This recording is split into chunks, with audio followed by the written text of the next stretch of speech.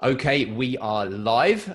The recording has started. If you're watching this on replay, thank you very much for tuning in. For those of you that are watching this live, which currently is one person, but we'll maybe edit that part out. Thank you very much. I'm sitting here with Alfred from @Alfred Drinking Coffee. He is a Instagram influencer in Vancouver, and he has graciously agreed to sit down with me and listen to my incoherent babbling and pepper some questions to him about what it's like to be an Instagram influencer. So just to kind of describe how I see you as an influencer, you appeared on the scene not long after I started doing my thing.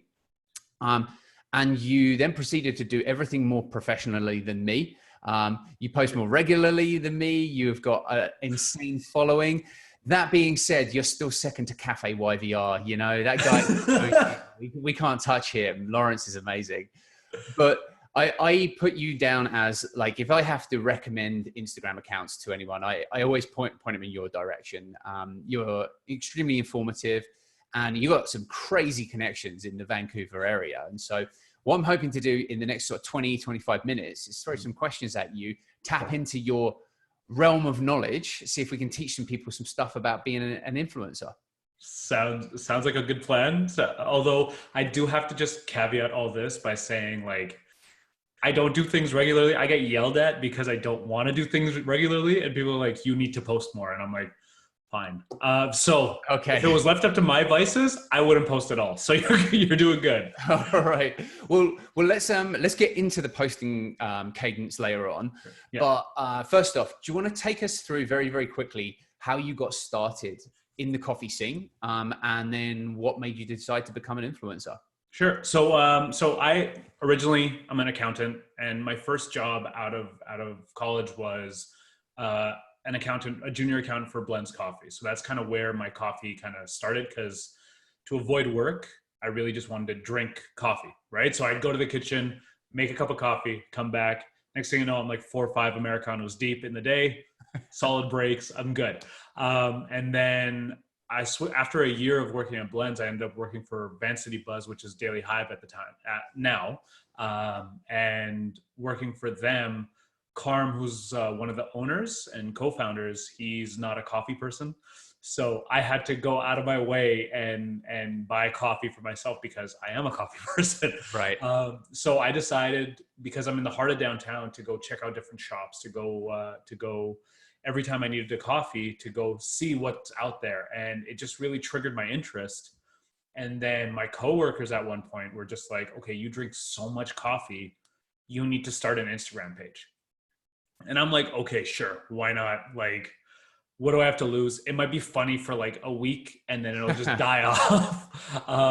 And we threw around ideas, and I'm just like, why not be a boring accounting drinking coffee and reviewing coffee? So they're like, "Love it. It's great. It's totally not you," because as you can tell, I laugh quite often. You do.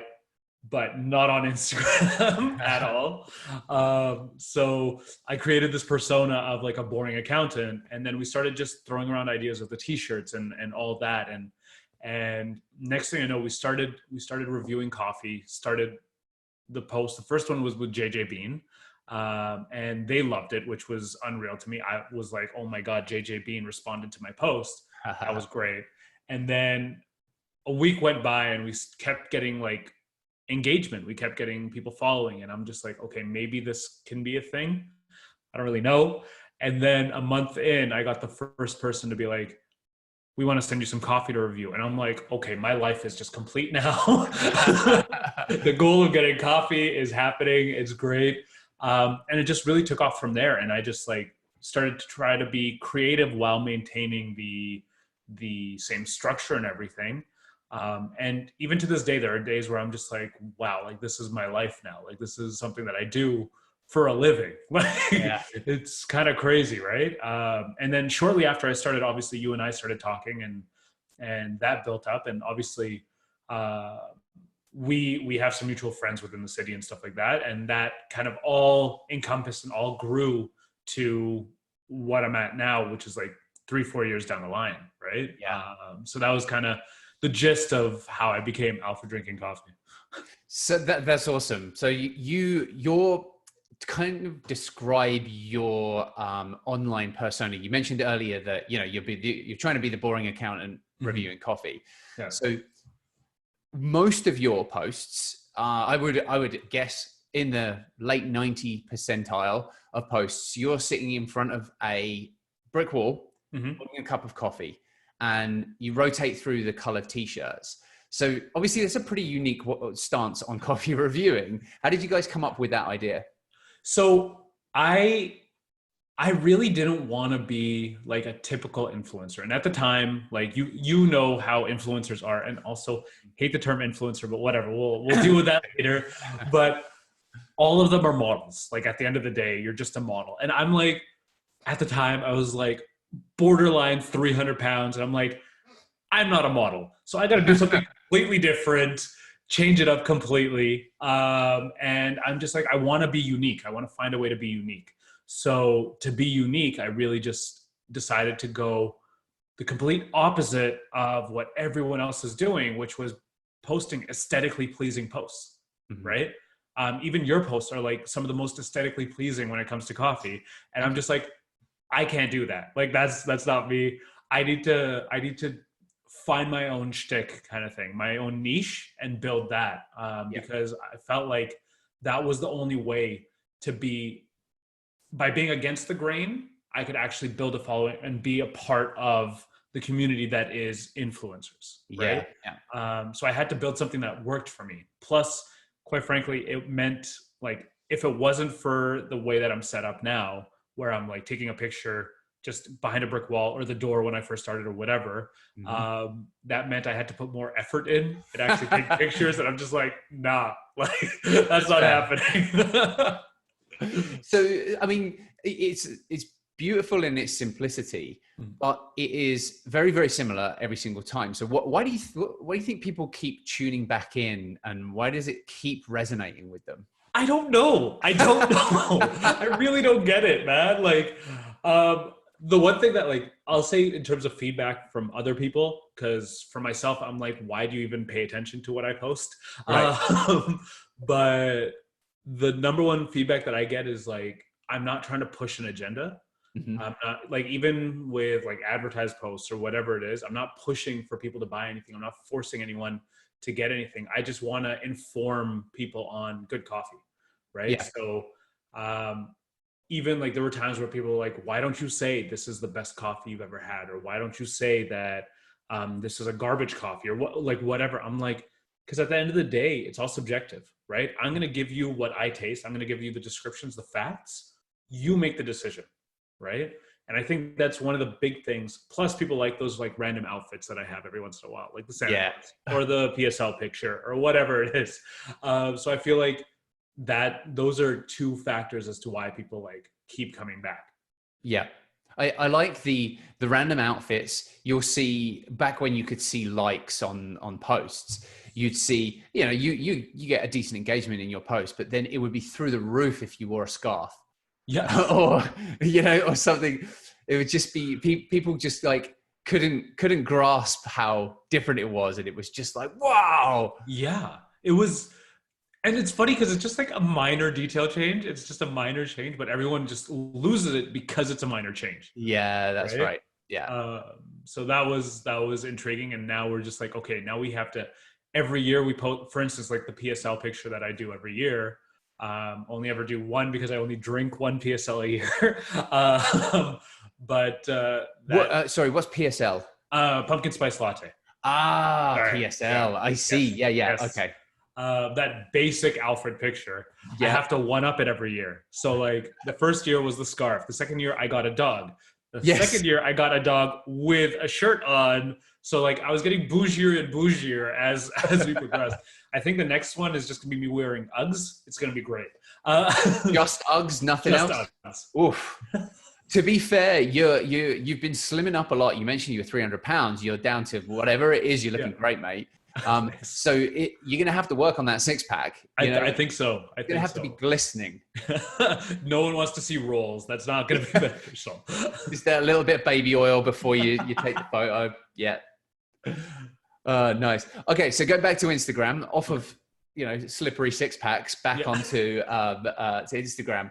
So you post. You used to post every day. I think you mentioned earlier that you're missing days here and there. I get it. Everyone gets it. Posting on Instagram is a lot of effort. Mm-hmm. So describe to me the process and what's involved in one single post. So to do a post, like I kind of need to like plan it out, but not really. And they're kind of, to be honest, they're two separate things. Like the picture and the actual description, I plan out completely separately, right? Okay. So the picture, like I just got to plan out the color coordination and the cup and everything and what I'm going to post in that picture. And then the description is separate. For the picture, like I said, just take a picture. Alex, who actually takes the pictures, edits my pictures and all that. I know it doesn't look like there's much editing, but she makes me look good. So she does all the editing and stuff like that. And she's the one that actually motivates me to like, do this, do that. Let's focus on this. And she keeps me on track and keeps me focused. And then we take the pictures. And then when it comes to the coffee, it just really depends on the coffee that I had that day, or one that I really wanted to feature, really wanted to try. And then I go through my process of actually trying the coffee. So I'll brew up a French press because that's my consistent way of doing it. Brew up the French press and just sit there and try to like taste those notes, see what I taste the first time around within the first sip, the finishing notes, stuff like that. And then I just write descriptions that fit, right? If it was a fuller body, if it was a lighter body, if it was what have you. And the adjective, honestly, at the end of the day, it's arbitrary. Like, it was good. It depends on what I'm feeling that day, right? So I could be like, it was nice, it was adequate, it was whatever, right? It's super just arbitrary. It doesn't fit anything to what the coffee actually is. But that's really my process, like posting. But I would say one post could take me an hour. Right. To from taking the picture and posting could take about an hour to prep. So not an insignificant amount of time, really. No. Does that include brewing of the coffee and tasting of the coffee? No, that's separate. So that you could probably add on another 15 minutes to that. Probably, yeah. Although I suppose you're going to do that anyway. So that's exactly. Really, I'm not counting stuff that I'll do for myself anyways, right? But I guess my point though, I'm glad you said that because I'm hoping that you will agree with me that the hour to post every single day is not insignificant. It's very indicative of how much effort is involved. And we're talking just one social media network here. Mm-hmm. So you're primarily on Instagram. Do you dabble with the other networks out there? So lately I have been. Like I started with Facebook, and Facebook is a whole other beast, right? Yeah. And what I decided to do obviously was build a site. And I write articles and stuff like that. And AlfredDrinking.com, I believe. Sorry? AlfredDrinking.com. Yes, it is. Nice little plug. Just in there. case I decide to venture out of like drinking coffee and I go into like liquor or wine or whatever, Yeah. Change it up. But yeah, so AlfredDrinking.com, and I write posts on there. Either it's about specific roasters or just my thoughts on coffee or how to brew certain coffees and certain methods and stuff like that. And I'll post those to Instagram stories, and I'll post those to Facebook. Mm-hmm. And building up Facebook was a very different beast, to be honest. And it's nowhere near as engaging as Instagram is. Yeah. So it basically it is what it is. I just do it for the love of it. And then over quarantine, I started to actually build up a YouTube page. Nice. So that takes a lot more time. Like that hour is nothing. Well, it's an hour of you interviewing people, and then you've got to do the rest, right? Right. So I'll do like the interview side and like the podcast and the actual video, and then editing the video. And then I'm also doing like how-to videos, like a lazy man's way to make coffee. Mm-hmm. So certain like brew methods or whatever. And filming alone could take an hour to 2 hours, depending on the day, depending on what's going on, depending on how alert and awake I am. Because sometimes I screw up those lines so badly. Yeah. And then editing takes forever, right? Like that's just the reality. So I would maybe double to triple the time for YouTube. Yeah. Right. So if you're only focusing on Instagram, yeah, an hour per post is reasonable Hmm. ish. But obviously a lot of people do it in bulk, right? So they'll edit, like, you and I both know that Instagram is a lie half the Yeah. time, and we plan ahead of time, and a lot of people plan ahead of time, right? So Yeah. you organize all these things in your drafts in bulk over the weekend or whatever, and then you sporadically, like, post here, post Yeah. there, Yeah. and you time it out and schedule it or whatever. But yeah, there's just, like, to build up a social platform takes forever. Yep. And how do you feel it compares to, let's say, when you first got started to now? That's, it's funny. I went in waves. Like, there's, I'd say, three waves or three parts of Alfred drinking coffee, right? The first one was like, this is super fun. Let's keep going. Let's keep pushing. Like, let's see how far we can get with the organic reach, and, like, Hmm. let's see who wants to be reviewed or who wants to do, like, and it was just like the initial stage of, let's see where we can go with this. Yep. Then literally overnight, it turned into, this is a job. Like, this has become, like, every day I have to do this. If I don't, I will lose followers. If I don't, people are going to be upset at me for not posting. Hmm. Like, I've honestly, there was a time where I went a week without posting because I just didn't feel like it.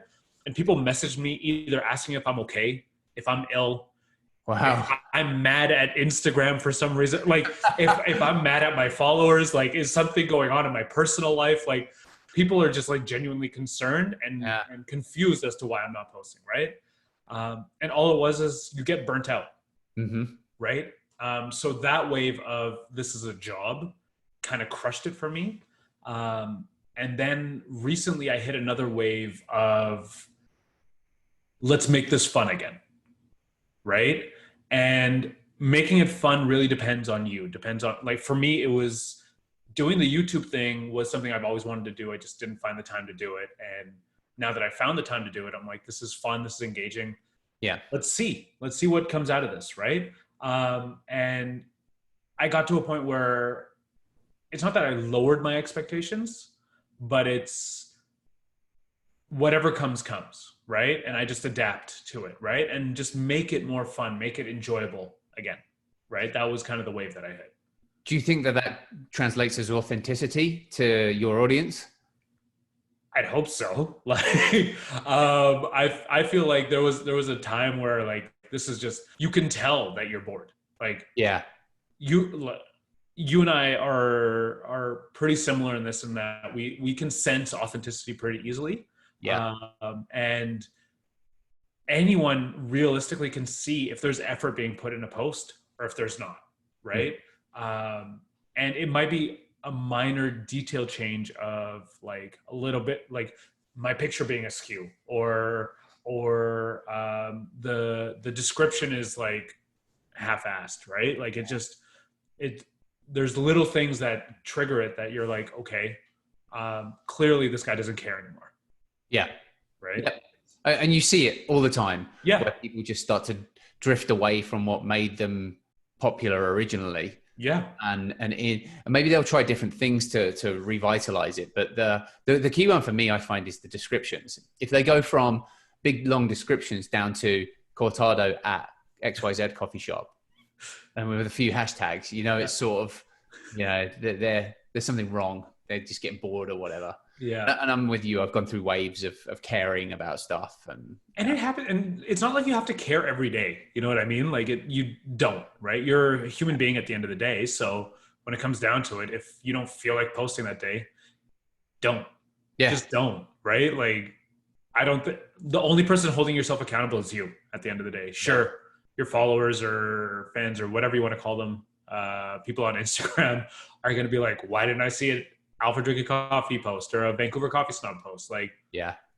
I didn't feel like it today. Well, on that subject, then, have you had any crazy incidents with followers, or they don't have to be necessarily followers, but crazy incidents with people on the internet? Yes. You get some you get some interesting people behind a screen. Mm-hmm. When you're like, when you're not like, the human interaction aspect is taken away from social media. Like, let's be completely clear with that, right? And I find that when people are behind a screen or can type whatever they want without seeing the person's reaction, it you lose that filter, Mm-hmm. right? And you'll get some messages, you'll get some reactions, you'll get some posts or whatever, and I'm just like, why are you so angry? Like, there is nothing that I do that that you should care this much about. Yeah. Like, nothing, right? And there are days where like I'm not going to call anyone out or anything, but I've gotten some people that message me being like, you're so disrespectful. Like, you ripped this company apart. You did this. Like, why are you posting about this? Why, like, I shared one of my friend's posts about his ideology of rather than a baby shower, we should also we should do a new business shower where we like support each other and like build each other up. And my head went to, I think it's a great idea to start something like that where you support one another's new businesses and you create that. Someone's message went to, why are you saying rather? Baby showers are really important and you're supporting the mother, and I'm like, that's not even my thought process. Like, that's not even what I'm thinking about. I'm just thinking we should support one another in all aspects. That's all I'm thinking about. And knowing the guy that posted it, his name's Chris Turcott, like, his mentality is support one another. It wasn't a cut down. It wasn't anything like that. And you get these messages, again, this is just one example of many times where people misinterpret what you're doing.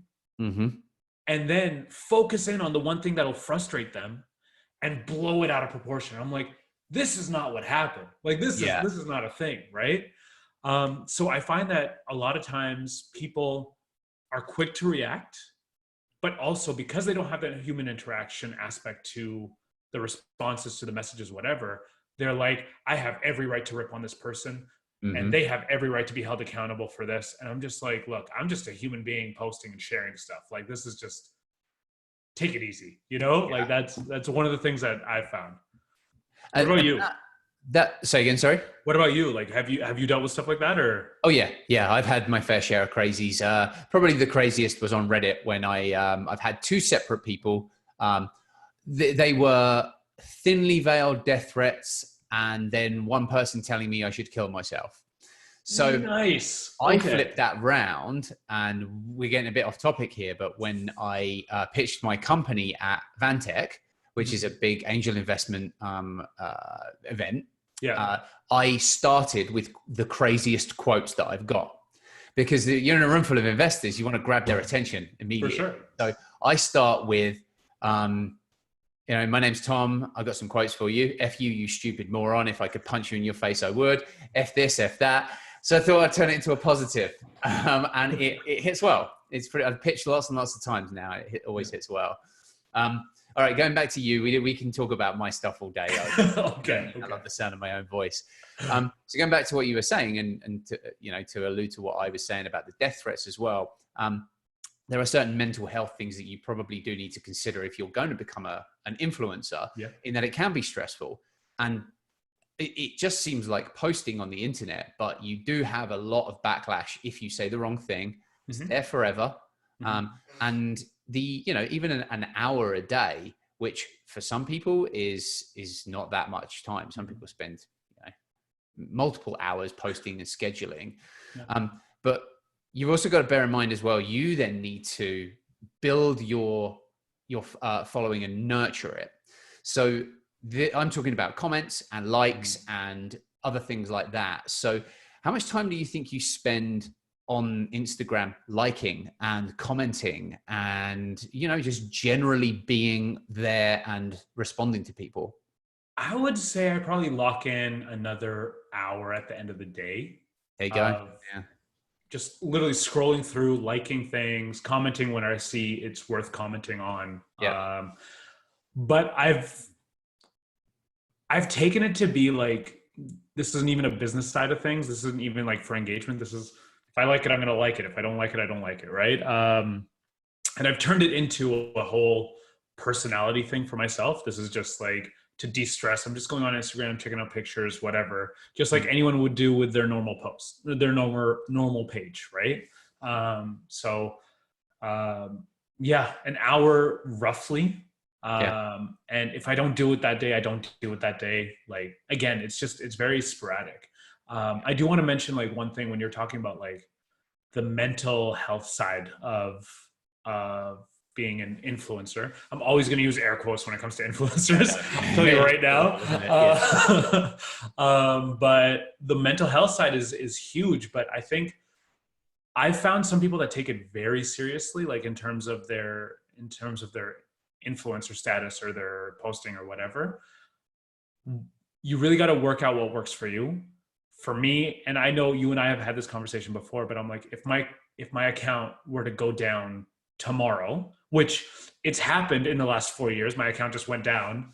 I wouldn't be upset. Like, I'm not going to be like, oh no, like this is my life or whatever. It's only one aspect of who I am. It's only one aspect of my life. And I just find value in everything else. Right. Like there was that span of like a month and a half where all my pictures were gone. And I'm just like, what do I do? Do I restart? Like I lost 150 pictures. Wow. And like Instagram just like basically removed everything that was on my page. And I'm just like, okay, like this is weird. But I just moved on. Like, I'm like, okay, I'll just keep posting, whatever. And for me, it was just really, it's really I don't take it seriously. Like I don't take it too seriously. Sure. I enjoy it. I have fun with it. I run it as a business. But when it comes down to it, like, I also don't take myself too seriously. Yep. But you really got to just work out what works for you, because there are going to be days where it's a mental strain. Yeah. There's no doubt about it. Like there's going to be a mental strain no matter what. So you just have to adapt for yourself. Yep. I agree with that entirely. Yeah. Did you ever find out what happened with the 150 missing photos? I had no idea. And then, so luckily I have a coworker of mine, Farhan, who has a connection at Instagram, and he had talked to the person to his connection, be like, hey, this guy's account went down. And then one day I was at a barbecue and someone messaged me and they're like, hey, your pictures are back up. I'm like, what? And I like went through, I'm like, they're all back. And at the time they weren't in line. So I guess they went through their data storages and just bulk transferred everything back into my Instagram page. And then the next day, everything was aligned again. So that's a very rare occasion. That just doesn't happen. No. Instagram's a black box. Instagram is a black box. You can't get through to anyone. No support works. It's Facebook, obviously, as well. Yeah. If it's honestly, if you don't know anyone on the inside, like you're stuck, right? Like there's nothing you can do. I lucked out with Farhan. Like 100% lucked out with him. Nice. Yeah. Okay, so you mentioned a couple of times actually that you're running this as a business. So what, from your perspective, what would you recommend to people who have an Instagram account? Maybe they've got a bit of a following and they want to start to convert that into making some money off of that account. So the number one, let's talk to strict like clientele. You have to realize, and this took me a little while actually to realize this, is that I'm not a coffee reviewer. I'm not a whatever. I'm a source of marketing, right? Yeah. So if you're on Instagram, you're a source of marketing for these businesses. So you have to be able to sell their product, right? The number one thing is, because it attributes to you, it has to be a fitting product to sell. Okay. So if you don't believe in the product and you're just in it for the dollar figure, you've lost instantly, because your fans will know, and your fans come to you and your followers come to you for a specific purpose, for that genuine interaction. And the second you go off brand entirely, they will write you off, right? Yeah. So first starting off, what I did was people started to reach out to me to offer me free products. And that's like the easiest thing for brands to do. It's the easiest way for them to get their product out there, and it's the cheapest way for them to get their product out there. It took me maybe 3 months and maybe like 100 messages to finally be like, hey, my rate is this, Right. right? To post. And at first, what I did was people started reaching out to me because, again, I only reviewed coffee for a certain time. And then you start to see like me posting different things. So, like posting wine or posting a certain mug or a t-shirt or whatever it is. And I set a rule that if I'm not promoting coffee or coffee culture, there's a price tag attributed to it. Yep. Right. And that's kind of how I described it. I'm like, my fans expect this. So if I'm about to lose fans because of your post, which I didn't, but if I'm about to lose fans because of your post, you need to pay for it. Yeah. Right.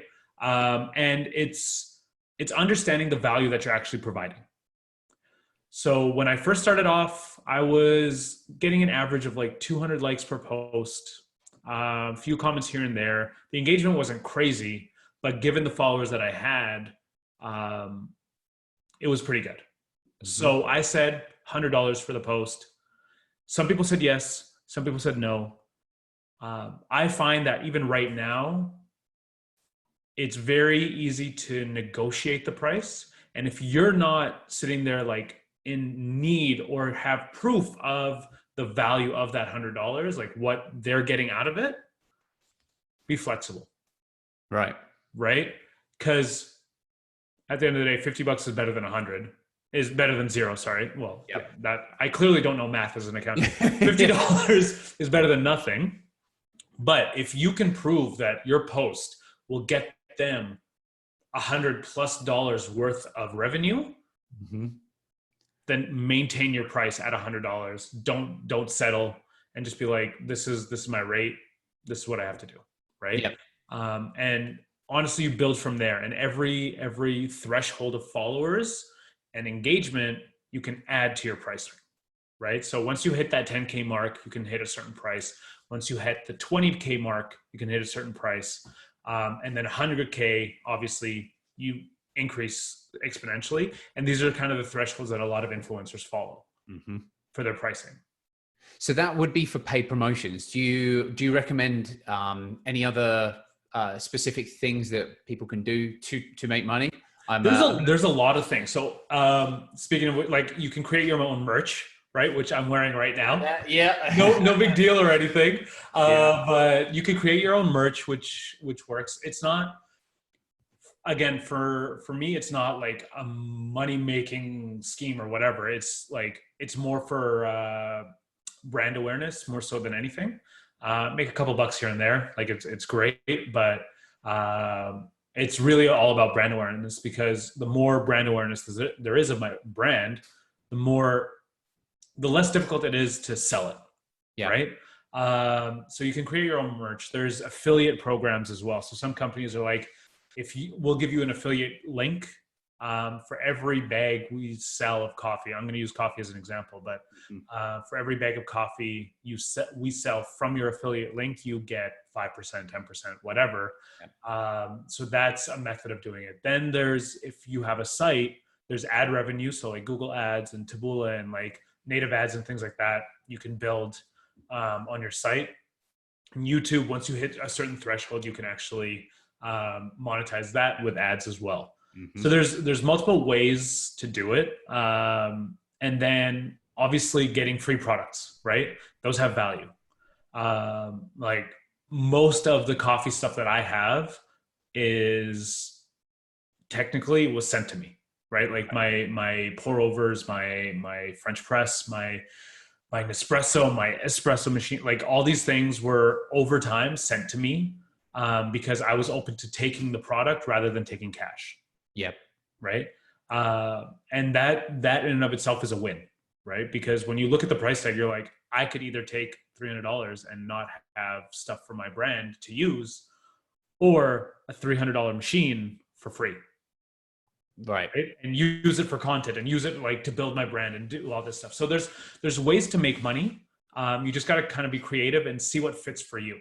But the one thing that I would try to stay away from is making sure you know your brand, making sure you understand what you can and shouldn't sell, because you can sell anything, right? I could like right now someone can come up to me and be like, hey, we want you to sell jeans. I'm like, I'm sitting in every picture and I don't wear pants. Like this is this is not fitting in my brand whatsoever. So why would I stand, right? Why would I sell jeans? It's not fitting, right? So people will be like, obviously you're doing this just for a buck, and you lose engagement because of that. So you want to make sure that you're doing something that's fitting for you, Yep. right? So Sorry, last thing.